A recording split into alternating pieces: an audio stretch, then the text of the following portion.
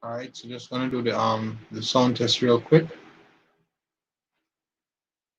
All right, so just gonna do the sound test real quick. All right, so that's good. All right, first and foremost, I want to give all praises and glory unto Yahweh, Bashem Yahushai, Bashem Rakakwadash. Double honors to the apostles and elders of Great Millstone who definitely rule well. Shalom to the brides and highways and byways pushing this word in all sincerity and truth. The sisters, the believers, the helps. Shalom. This is the brother Iron from the Jameson Waker camp. One more quick lesson, as the title says, be dumb and pray to the Lord. This lesson is based upon a psalm and also of a characteristic of David. And even recently I was actually speaking with a brother about 2 days ago about some things I've been going through at work, even with my supervisor.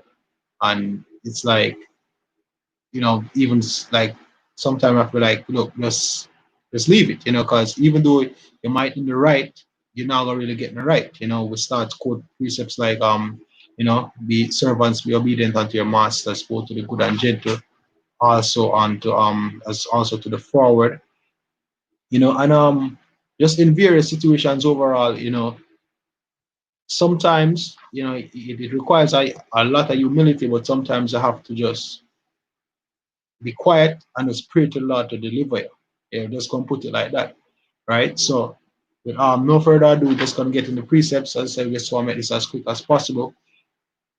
And the first precept is coming from Psalms 38, starting at verse let's start at verse 10. It says, "My heart panteth, my strength faileth me. As for the light of mine eyes, it is also gone from me. My lovers and my friends stand aloof from my sores, and my kinsmen stand afar off. They also that seek after my life lay snares for me, and they that seek my hurt speak mischievous things, and imagine deceits all the day long." Right? So, yeah, we have, hey, Esau having things when set up around it day and night, and we complain, and we are not ignorant to the devil's devices. We're not ignorant of Satan's devices. So yeah, but also to bring it more a bit home, whether sometimes it be a woman, whether it be people in the world, so-called friends, co-workers, boss. David list the people. Well, David's list right here, they're actually people that would be in a in your close surroundings. It says, "My lovers and my friends stand aloof from my sore, and my kinsmen stand afar off." You know, and really and truly, we have even people who are close to you, right? Reading the 12th verse again, it says, "They also that seek after my life lay snares for me," primarily Esau, but you have people out there in the world that would definitely want to see us receive harm or want to see us hurt, right? "They that seek my hurt speak mischievous things and imagine deceits all the day long." Here's the point, verse 13. "But I, as a deaf man, heard not, and I was a dumb man that opened not his mouth. Thus I was a man that heareth not, and in whose mouths are no reproofs." Because sometimes we try, speak for yourself, we try, you know, defend yourself or even try to show the right, not even so much of getting a right out of the situation, but hey, this is the situation. This is how it actually went, or something fit, basically bringing balance, but at the same time, they don't want to hear it, and whatever they say goes, and it's like, hey, what's the point, you know? And 9 times out of 10, when you're dealing with unjust people, you speaking the right only will get yourself in a more trouble. So in a sense, you would say, them even more stronger than you in a sense, right?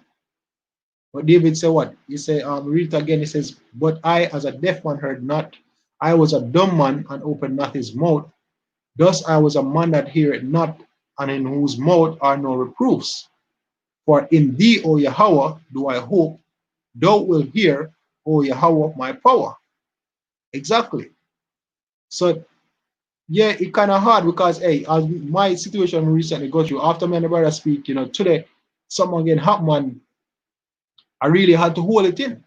Like I really wanted to, to get my saying and to just really be like, yo, this is what happened, like, no. But, I remember the conversation the brothers had and with me and the brother, and, just prayed, just prayed in my mind and be like, yo, you know what? Leave it to the Lord. And that was David's attitude most of the time, it's a very humbling attitude, because hey, you even speak something and even speak wrong, and you also wrong, or in a one point you're not even recognize, and he's even condemn yourself as well. As it says in Job, if I justify myself, my own mouth shall condemn me. And hey, believe it or not, even though for the most part you're not right, unrighteous people would actually exploit that one little error or that one little part that is off and say, look, this is your fault. And there's no way out of it. So for the most part, it's best just to be quiet, just leave it in the Lord's hand and just watch how it play out. Now, not to say that people walk over and stand up for yourself, but there's a time and place for everything, and that's at the balance side. But as best as possible, or for the most part, as best as being just leave it in the hand of the Lord. Because guess what? How the Lord are gonna deal with it, you can't deal with it as good as how the Lord are gonna deal with it. You know? Because all power come from him. Everything come from him. Is a lot of judgment. We know you can judge better than Yahweh Hashem Yahushai. Right? So just leave the judgment in the hands of Yahweh Hashem Yahushai. Right? Moving on, verse 15 again says, for in thee, O Yahweh, do I hope, thou will hear, O Yahweh, my power. For I said, hear me, lest otherwise they should rejoice over me. When my foot slippeth, they magnify themselves against me. For I am ready to halt, and my sorrow is continually before me. So you see that him actually said, look, may I leave this in your hand. Deliver me from them. So more than for him defend himself, with them, or try get condemn them or get consoled by them or something, try hash out the situation, so to speak. No. Him turn to Yahweh Hashem and say, look, may I leave this in your hand. You for deliver me out of this. You see me, you know my heart, you know the situation. Just hey, take control and basically deliver me from all of this what take place. And two, so we just see it, whether directly or indirectly. If you really pray that with faith, the Lord will actually get you out of that situation. So hey, it's best just to be dumb and pray to the Lord, right? Verse 18 says, for I will declare my iniquity, I will be sorry for my sin, but my enemies are lively and they are strong, and they that hate me wrongfully are multiplied. They also render evil for good, they that render evil for good are my adversaries, but I follow the thing that is good. Because 9 times out of 10, the reason why them are going in a one better position, because this world is dark. This place is for people that love evil. And you trying to move on to righteousness, you trying to grow in the spirit of Yahweh Hashem Yahushai, you being a righteous man to the best ability, I'm gonna make yourself a prey. Right? So you now have no right in any one of them conversation here or in one of them situation, because guess what? I'm gonna judge for themselves. And I'm gonna judge for people who still like them. I'm not gonna try to judge right judgment, they're not gonna try to be righteous because they're not righteous, they're not fear. Right? Because I don't like them, I think like men of the Lord, they not think with the fear of the Lord. They might think about themselves and not so much of the situation and thinking about splitting justice. Especially when scripture say men love darkness rather than light. That's why anytime you as a man will speak truth or condemn something with them always enjoy or what them like, you always get the stink eye. And you always get looked upon as the outcast or funny, or you basically get condemned. So don't expect no form of fear judgment. Hey, for fear judgment come fine, but don't really expect it of them, because for me personally, me not see them have it in them. Only a few people, and it's rare, but me not really expect it. So rather than actually expect them to be right, more than expect them to be fear, rather than to try, go toe to toe and try, fight your cause, so to speak, just be dumb and pray to Yahweh Hashem Yahushai. Just like David here, and David basically David said, look here, now I'm pray because I follow good. I become their prey because they follow good and they follow evil. So me ask you to deliver me. Because them stronger than me. Because the unrighteous people are more than the righteous people.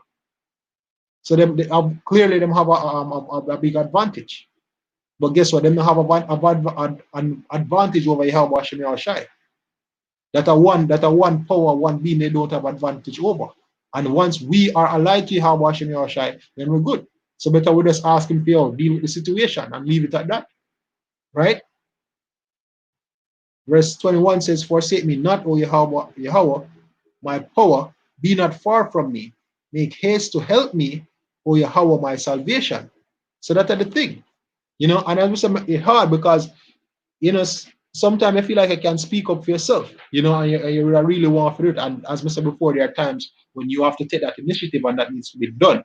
But for the most part, just be like, all right, let them do what them do. Yahweh Hashem Yahushai, deliver me. Just send up a prayer. Just send up a prayer, right? Next precept, Psalms 39, because this is, as I said, this is a characteristic of David. Psalms 39, verse 1, it says, I said, I will take heed to my ways, that I sin not with my tongue. So more than even if you priest say, all right, them people are do this and them people are, just think back, look upon yourself and say, all right, what me do for contribute to the situation here? How is it that we could have do better? When we could have do better if it don't reach this, or could it work out a different way? And just examine yourself so that, as we say, in every situation, probably something that we could have do better. And what these unrighteous people are going to do is, I'm going to try to find out one little point and nitpick at it and ignore the fact that even they are a major cause of the situation. Even though your contribution might be at a 1%, them are going to lean to the 1% I forgot, and they're not going to take they're not going to be accountable for them actions. They might just pre your side. So knowing that, you best just examine yourself and pray to Yahweh Hashem Yahushai. Right? He says, I will keep my mouth with a bridle while the wicked is before me. I was dumb with silence, I held my peace, even from good, and my sorrow was stirred. My heart was hot within me, while I was musing, the fire burned, then spake I with my tongue. But yeah, that will happen sometime. I'm gonna say, even me today, it took a fight to really hold in all of that. But through the Spirit of the Lord, I actually just held it and then I prayed to the Lord, say, look, hey, may I leave this in your hand? And that was that. Right? It says, he started praying to the Most High, but then we're going to jump down to verse 8, right? Verse 7, it says, and now, Yahweh, what wait I for? My hope is in thee. Deliver me from all my transgressions. Make me not the reproach of the foolish. I was dumb, I opened not my mouth, because thou didst it. Because remember, whatever situation that you're in, Yahweh Hashem Yahushai put you in that situation. And as the head of the James Jamaica camp, Shapar, the head of the Portland camp, him always say, look, ask yourself why the Most High put me in that situation here. What am I supposed to get from the situation here? What am I supposed to learn by going through this? And sometimes the Lord put you in these various situations so that you can practice and learn humility. And also practice pray and turn unto him to the best of your ability. Constantly turning to him no matter what the situation is. It's all a part of developing your character. Hey, nothing is random. The Lord do these things for a reason. Right? Verse 10 says, remove thy stroke away from me. I am consumed by the blow of thine hand. So even if you feel like, say, all right, maybe that person not even necessarily wrong, but want some hot waters and because of something when we do, you can still ask the Most High if he have mercy upon you. Right? Verse 11, when thou rebukest, thou correct man for iniquity, thou makest his beauty to consume away like a moth. Surely even every man is vanity. Hear my prayer, O Yahweh, and give ear unto my cry. Hold not thy peace at my tears, for I am a stranger with thee, and a sojourner, as all my fathers were. O spare me that I may recover strength. Before I go hence, and be no more. So that's the thing. You pray to Yahweh Hashem Yahushai. As we say, you're just a bit dumb. So upon the outside, the people might hear you rebut you, then they might hear you going on a back and forth or nothing. you know, unless them actually ask certain questions that you answer, you just answer diplomatically, you just answer peacefully, you know, soft answer, the scripture says soft answer turns away strife, you know, you answer with a soft, with a soft answer, go through, but even though you are burned inside, you just pray to Yahweh Hashem Yahushua, say, look, hey, make your righteous judgment apply in this situation, you know, and if it's a case where something for happen to my detriment because I'm a pre evil, deliver me from it, you know. But them not gonna know say that you think about or that you pray, you know. But you do it more than if you try to defend yourself from fear and can possibly even make the situation worse, right? Now we just have one we have an actual account and an actual example from King David, right? I'm gonna read it real quick. This is 2 Samuel 16, starting at verse 8, right? It's one of my favorite accounts with David, right? 2 Samuel 16, or start at verse 5, it says, and when King David came to Bahurim, behold, thence came out a man of the family of the house of Saul, whose name was Shimei, the son of Gera. He came forth and cursed still as he came, and he cast stones at David and at all the servants and at all the servants of the King David, and all the people and all the mighty men were on his right hand and on his left. And thus said Shimei when he cursed, come out, thou bloody man, thou man of Belial. Yahweh had returned upon thee all the blood of the house of Saul, in whose stead thou hast reigned, and Yahweh had delivered the kingdom into the hand of Absalom thy son, and behold, thou art taken in thy mischief, because thou art a bloody man. So basically, this man accused King David, right? Wrongfully at that. But him accuse King David, him throw stone at him, and him curse him, right? Verse 9, then said Abishai, the son of Zeruiah, unto the king, why should this dead dog curse my lord the king? Let me go over, I pray thee, and take off his head. And the king said, what have I to do with you, ye sons of Zeruiah? So let him curse, because Yahweh had said unto him, curse David. Who shall then say, wherefore hast thou done so? So David has said, look, just like what it said in the Psalm, so because thou doest it. So David know that, look, are the Lord that do this. And Yahweh do this. So I must say, look here, he might do it because the Most I send him to do it. So who is you if you say, oh, look here, don't do this or don't do that, right? Verse 11, and David said to Abishai and to all his servants, behold, my son which came forth of my bowels seeketh my life. How much more may this Benjamite do it? Let him alone and let him curse, for Yahweh had bidden him. You see that you must look at the most I do it. Verse 12, it may be that Yahweh will look on mine affliction, and that Yahweh will requite me good for his cursing this day. And as David and his men went by the way, Shimei went along on the hills, side over against him, and cursed as he went, and threw stones at him and cast dust. And the king and all the people that were with him came weary and refreshed themselves there. But the point is that David said, look, it may be that Yahweh will look on mine affliction, and that Yahweh will requite me good for his cursing this day. So right away, I must say, look here, even though this happen, I'm going to pray to Yahweh Hashem Yahushua, and it maybe Yahweh Hashem Yahushua will actually give me good for the evil with this man speak against me. You know, so in basically, in more than to get riled up and want to kill him or in an argument with him, you must leave it in the hands of the Lord. And we have to learn to do that. You know, that as we say, it brings a level of humility, and it actually helps, you know, if you trust Yahweh Hashem Yahushua more and not thinking so much about delivering yourself. You know, so hey, with that, you know, hope this was an edifying lesson. You know, hope brothers got something from this, and also you few sisters. So, you know, with that, we want to say all praises unto Yahweh Bashem Yahushai, Bashem Kwadash. Double honors to the apostles and elders of Great Millstone who rule well. Shalom to the brothers in the highways and byways pushing this word now, sincerity and truth. The sisters, the believers, the helps. Shalom.